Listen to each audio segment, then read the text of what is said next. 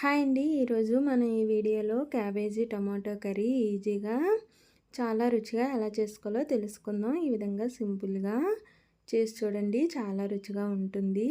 అన్నంలోకి కానీ రోటీ చపాతీల్లోకి కానీ చాలా బాగుంటుంది. దీనికోసం ముందుగా స్టవ్ పైన ప్యాన్ పెట్టుకొని ఆయిల్ వేసుకోవాలి.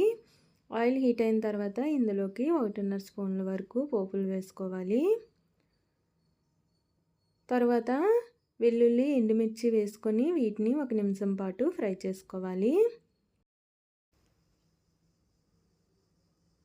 తర్వాత ఇందులోకి కట్ చేసి పెట్టుకున్న ఉల్లిపాయ ముక్కలు, పచ్చిమిర్చి వేసుకొని ఉల్లిపాయ ముక్కల్ని మూతపెట్టి ఫ్రై చేసుకోవాలి.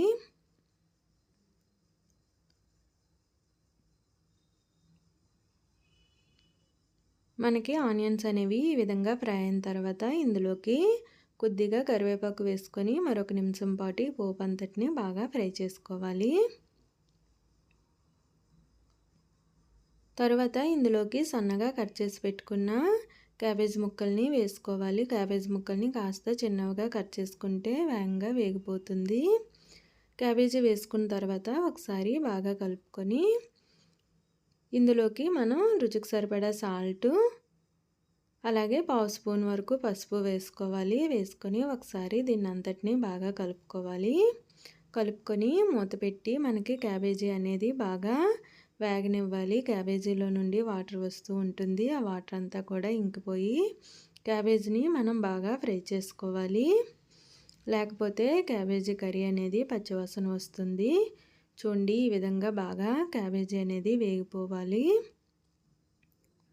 ఈ విధంగా వేగిన క్యాబేజీలోకి మనం కట్ చేసి పెట్టుకున్న టమాటా వేసుకోవాలి. టమాటా అనేది కాస్త ఎక్కువగా వేసుకుంటే కర్రీ టేస్ట్ అనేది చాలా బాగుంటుంది. టమాటా వేసుకొని ఒకసారి బాగా కలుపుకొని మూత పెట్టి టమాటాని బాగా మెత్తగా మగ్గించుకోవాలి.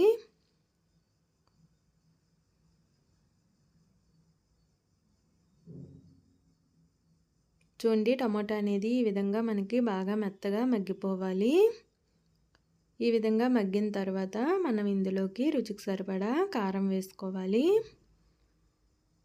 కారం వేసుకొని ఒకసారి బాగా కలుపుకొని 1 నిమిషం పాటు ఈ కారం అనేది క్యాబేజీకి పట్టే విధంగా ఫ్రై చేసుకోవాలి.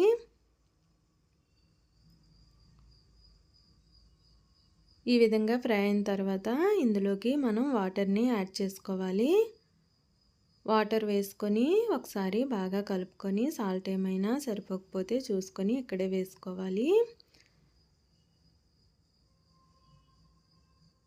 మూత పెట్టి మనం ఈ క్యాబేజీలో నుండి వాటర్ అంతా కూడా బాగా ఇంకిపోయి కర్రీ అనేది ఈ విధంగా దగ్గర పడే వరకు ఉడికించుకోవాలి.